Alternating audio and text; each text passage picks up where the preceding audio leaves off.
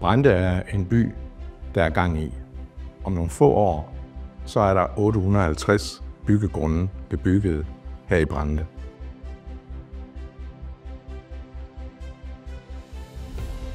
Der alene den fysiske placering af Brande så tæt på motorvejen og så midt i Jylland, det gør en forskel. Og med de tiltag, der er i gang i byen nu, jamen, så bliver det endnu mere attraktivt. Og det vi kommer til at henvende os til, det er jo altså børnefamilierne i en bred forstand. En af de ting, der kendetegner Brande, det er, at der er enormt mange foreninger. Så uanset hvad man kommer med af ønske i forhold til at kan fylde sit fritidsliv ud, jamen så er der mulighed for det. Og vil man have et stille og roligt liv i forhold til naturen, så kan man også få det.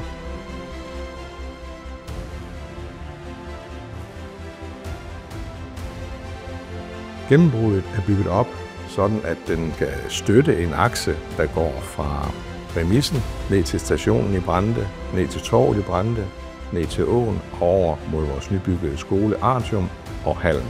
Vi går efter, at det her det er et projekt, der ikke bare i etableringsfasen og idéfasen, men også i gennemførelsesfasen, og når vi er færdige, skal være noget, der kitter vores fællesskab sammen.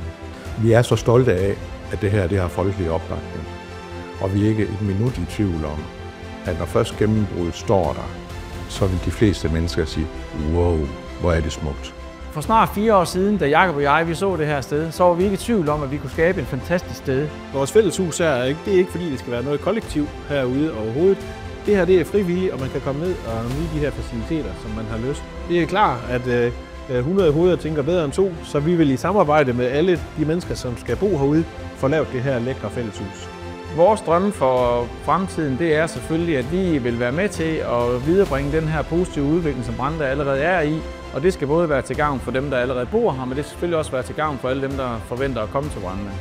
Vi er nu glade for, 4 år senere, at vi faktisk er i gang med at realisere den drøm. Der er 7 bydele for Brande. Nu kommer den 8.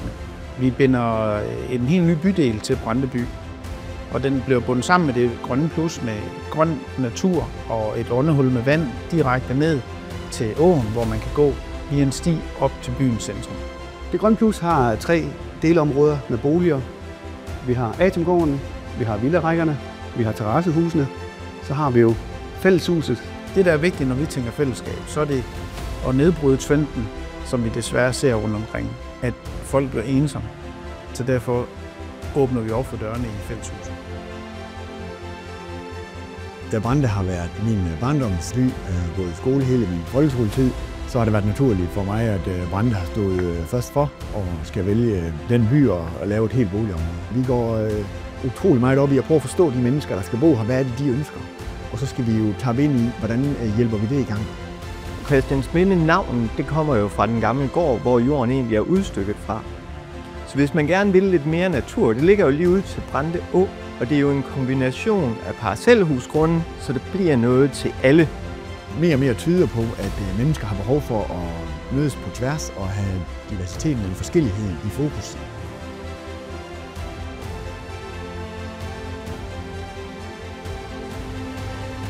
Vi er nogle initiativtagere, som er gået sammen og har en drøm om at lave et 50+ bofællesskab. Vi tror, vi kan få glæde af hinanden. Vi kan godt lide noget initiativ. Vi kan lide noget mangfoldighed. Når man skal klare sig selv, jo ældre man bliver, jo mere har man brug for et fællesskab. Det fællesskab, det styrker vi. Blandt andet ved en spisesituation. Blandt andet ved fælles idéer, fælles arrangementer. Det giver en tryg hverdag.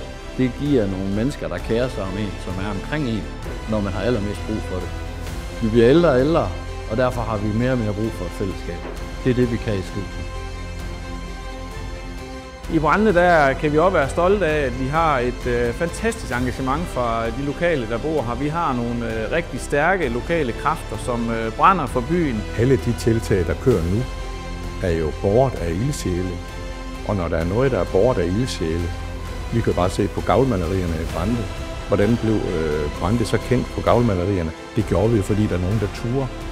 Hvorfor blev vi så kendt med hensyn til street art? Det gjorde vi, fordi der var nogen, der turer.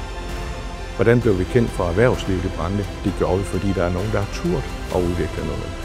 Vi har nogle kæmpe virksomheder i Brande, og det er vi enormt stolte af. Og jeg tror ikke, det er tilfældigt. Alle politikerne er enige om, at vi skal have Brande i fokus. Vi er stolte over Brande by. Vi kan se, at Brande er inde i rivende udvikling. Og den udvikling ser vi meget frem til. Brande er en smeltedile for ildsjæle. Og det kommer også til kendetegn. Vi lader os ikke nøjes. Vi vil noget. Og vi kan også noget. Sammen løfter vi Brande.